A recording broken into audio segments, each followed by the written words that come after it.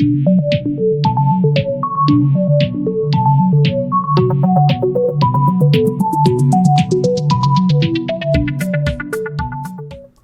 everyone, I have a special guest with me who's no stranger to the show, Jonathan Chester, who's a co-founder and CEO of Bitwage, and he was recently on the show talking about Bitcoin 401k. Well, this week we had a big announcement, some new services being added on Bitwage's front. Jonathan, thank you for joining us today. Yeah, thanks for having me here. So Jonathan, tell us about the big news that happened this week. Yeah, sure. So as I mentioned on the show last week, we've got two sides to our product lines. One is more focused to like the U.S. domestic market, investing, which is where our 401k came out. The other side is on international payrolls, international invoicing for like freelancers, gig workers, employees in the remote workforce, which is just today just way more prevalent than it was just 6 months ago. So what we launched today. A few days ago, was adding stablecoins, specifically USDC, to our platform.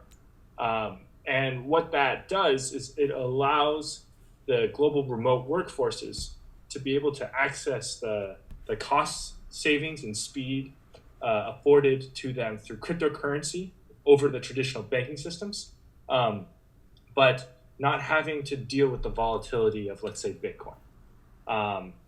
And why is this important? We as a company have talked with freelancers and also companies that cater to freelancers, right? Like freelance marketplaces and time tracking companies and things like that. And while Bitcoin has been interesting to these different stakeholders, they we're always a little bit worried about how can people cash out with Bitcoin, what can they do locally with Bitcoin. And so a lot of times it's not easy to get a full conversion, even though they know that it's faster and cheaper than the traditional banking system. Sure. And, what we were seeing with coronavirus is that, although us in the Bitcoin community believe that Bitcoin is going to be digital gold, the store of value of the future. It's not quite there yet, and actually, the U.S. dollar is still the king of safe haven assets. You see that almost every currency in the world depreciated against the dollar. The dollar was becoming stronger with almost every currency for maybe 2 or 3 months when really the news of coronavirus was spreading like wildfire. Mm-hmm. And so we realized that because people are more comfortable with the US dollar, an easy way to transition freelancers, remote workers, freelance marketplaces, all these kinds of companies and working individuals into the market is to introduce a stablecoin, because then they can take advantage of the cryptocurrency speed element, transfer element, to a degree, some censorship resistance, but not having to stomach the volatility. And in a lot of countries, there might not be an easy way to exit out of cryptocurrency. Sure. So, for instance, if you're paying out into Africa, there aren't a lot of easy ways to exit cryptocurrency. So if you have to hold it for a long time and you don't know a lot about cryptocurrency, you might feel a little bit more comfortable storing your value in something that's pegged to the global safe haven, which is the dollar, versus Bitcoin, which is something that I certainly hope and I'm sure a lot of other people believe will eventually become the safe haven, but it's not quite there yet. Got it. So another alternative, that's less volatile, to your point, and a bit more easy to hold longer term and maintain that value, preserve the Yeah. value, and possibly cash out at certain points because, to your point, not everywhere in the world has these on ramps or off ramps for crypto. So that certainly makes sense. So I'm curious why USDC, and that is the stable coin created by Circle. So I'm curious why the partnership there and why that specific stable coin. Yeah, sure. So we were looking at we broke stablecoins down into two different categories: a centralized stablecoin and a decentralized stablecoin. When I say that, I mean, what is the mechanism which pegs the currency to a stable safe haven asset like the dollar, and so on the centralized area, we were really looking at between USDC and USDT. Obviously, Tether is very famous for for people outside of the community, it's famous for lots of volume. For people inside the community, there have been some notorious articles written about them. Sure. And there's in general a conflict of interest when it comes to their relationship with the exchange world. And so when I was thinking about me personally, if I were to want to hold one of these two coins, I would feel more comfortable with USDC, which I know Circle very well. They are run by a very high quality team, and that's not to say that I don't like the Tether team, but the way I view Tether is I would use it as a medium of exchange to get from one place to another because of the liquidity. But if I were to think about holding it for a long period of time, I'd rather hold USDC. So that was one of the big factors. We were then looking into the decentralized coins, and there are some interesting ones out there, right? Like DAI is in particular a very interesting one. Sure. We have actually heard a lot of interest around DAI specifically. The reason why we didn't want to start with a decentralized coin was, again, it was part of the conversations that we were having with the different kinds of companies and workers, and it's one where they needed something simple and easy to understand to get into the market. And with a decentralized coin, it brings the value of stronger censorship resistance, right? Because centralized coin, the government can just take away all the money in the bank account, or they can restrict who is able to convert the coins into dollars, right? You can't do that. That doesn't happen with a decentralized mechanism. But there are sort of cybersecurity risks with a decentralized mechanism that no one probably understands right now. Any of the risks involved in smart contracts failing for one reason or another. Sure. So when trying to explain the risks to someone who knows nothing about cryptocurrency, we found that it was easier to start with a centralized one before going into the decentralized one. But that being said, we want to offer both. We want to offer at least one centralized option and one decentralized option for people. Got it. That makes sense. So if I'm a company, if we go through the scenario, I have my company and I want to pay my employee and they opt in saying, hey, let's pay me in stable coin, right?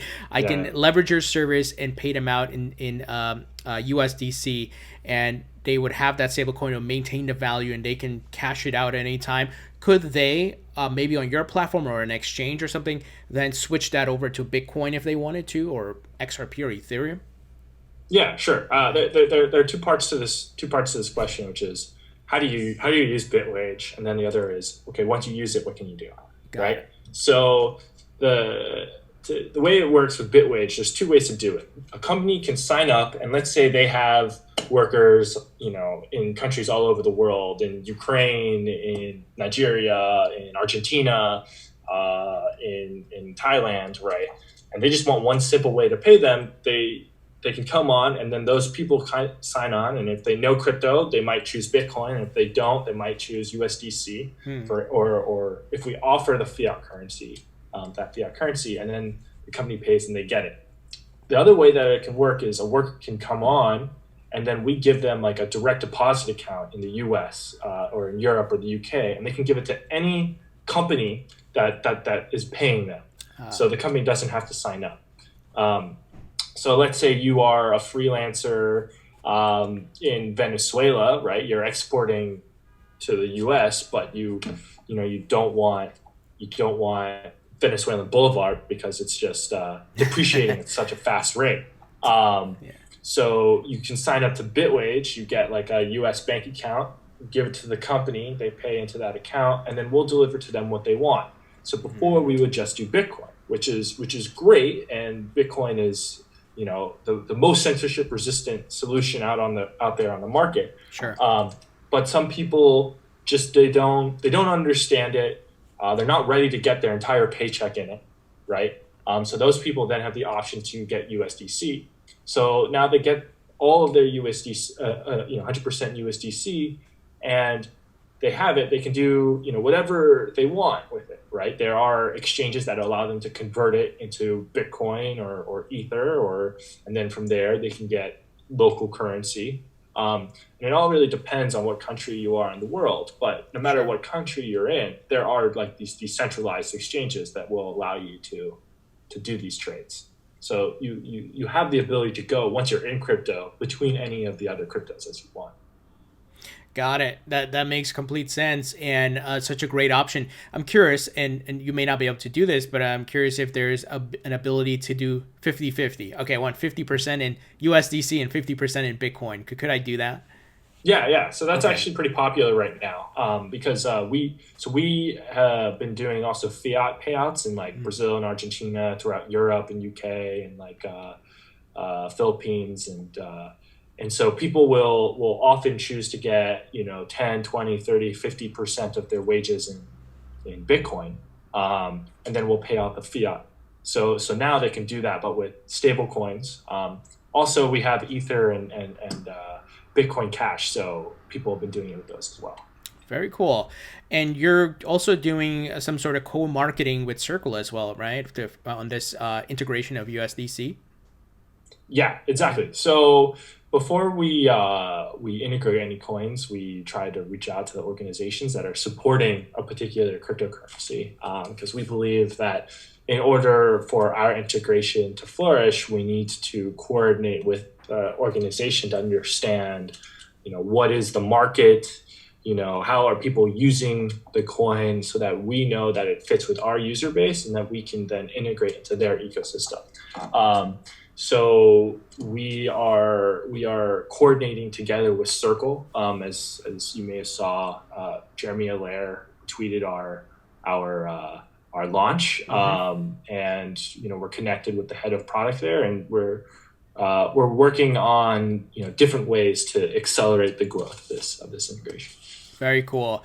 And I know you mentioned the centralized, decentralized comparison, and Circle is, of course, I think a very trusted company, and Jeremy's visibility, he's very open, speaks a lot about crypto and trying to move and advance crypto, and I know he's been involved in other aspects of talking to the regulators and governments and so forth. So very cool. And stablecoins definitely seem to be on the rise, a lot of different variations and versions, and I think people are starting to understand them better and use them to escape some of the volatility in the market. Not that they're anti-Bitcoin or anti-whatever, but to maybe position their money in a much better place and pull the levers where needed.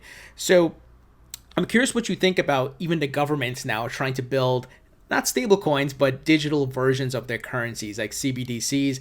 We see the Congress here is talking about digital dollar. I want to get your thoughts, and could eventually, we don't know how it's going to be rolled out to the US and the people, if it's just going to be for banks, could later on you be looking at integrating the digital dollar, right, into your whole setup? Sure. Yeah. So the thing that I think what will happen there is, these central banks are very conservative entities, right? And they want to be able to have a strong control over how money moves. Sure. If you know about the banking system today, a lot of the money moves through central banks as sort of like intermediaries. And that gives them a sense of a level of control, which I'm not saying is a bad thing or a good thing necessarily. They're both pros and cons. Pros being that regulations do exist for a reason, and they can enforce those regulations very well as a result.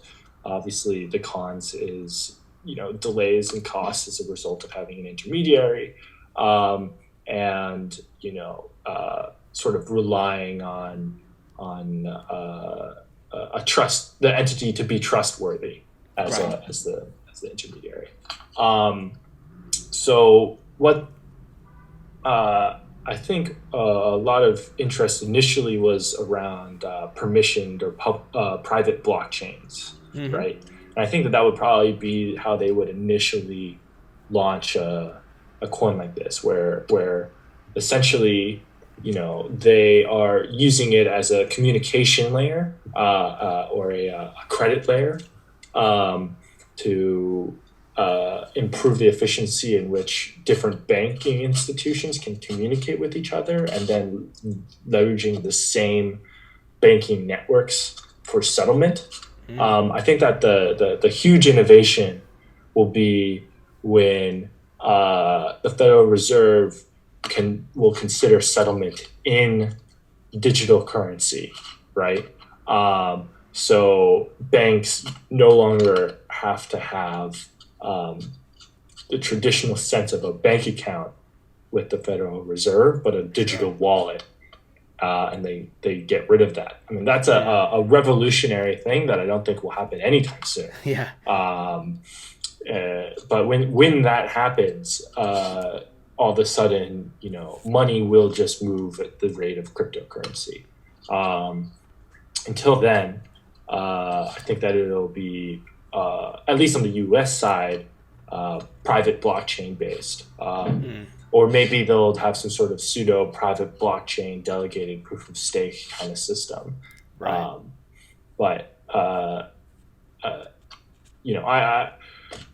I believe in Bitcoin not because of its ability to be fast and cheap, but also because it is a natural hedge against the global printing machines that exist. And so even if you had central banks printing their own digital currency, you wouldn't see Bitcoin going away. It'll probably at one point show why Bitcoin is still needed. Right. But yeah, coins like Tether and Circle, they would certainly be at risk. And if there was mainstream adoption for central bank coins, I don't see why we wouldn't use that. Yeah, that totally makes sense. I love the integration of the USDC, and I think that's a great option for folks, and to eliminate some of the volatility, but easily be able to jump in and out of other cryptocurrencies because of the interoperability we have with USDC and Bitcoin and the other coins in the market. Any other information you want to share on that, or any other hints at big news or things coming your way? Yeah, sure. I think that one of the interesting things is that before we even announced it, we saw Latin America was a huge hotspot. We did a soft release of this maybe about a month ago, where just on our Slack to our users, we mentioned it, and people instantly started using the integration. So that's just to say that it's not just a theoretical thing, but people in Latin America want it and are using it, and I expect the product to grow there because you have a lot of very technologically savvy people in Latin America, very smart people, but with completely failed and broken financial systems. Yeah. I think that Latin America is poised to, jump into crypto in a similar way how Africa jumped into the mobile networks. Sure. Yeah. Yeah, I mean, it's interesting, and I love to hear that because I do talk to a lot of folks and on my channel and stuff about crypto's global, and it's great to see people around the globe are recognizing the technology and the benefits, and a lot are, in countries like you mentioned, where, I mean, the money is literally being used as like toilet paper or thrown in garbage, right? It's so crazy. And now they have an option, and even, with your service, they can jump into a stable coin pegged to the US dollar, which to your point, when the current situation we find in, the dollar is still very strong. Now over time that may change, but in this given time they can jump out of their local fiat and go into the USDC, right? And that's a great option and a great solution for them. So really love the work you guys are doing. Yeah. Jonathan, this is great. Thank you so much for joining today. And like I said, I love the new feature, and folks, if you want to learn more about this, check out the link in the description, and you can visit the website and learn more about the different services. Thanks, Jonathan. As always, thanks for having me.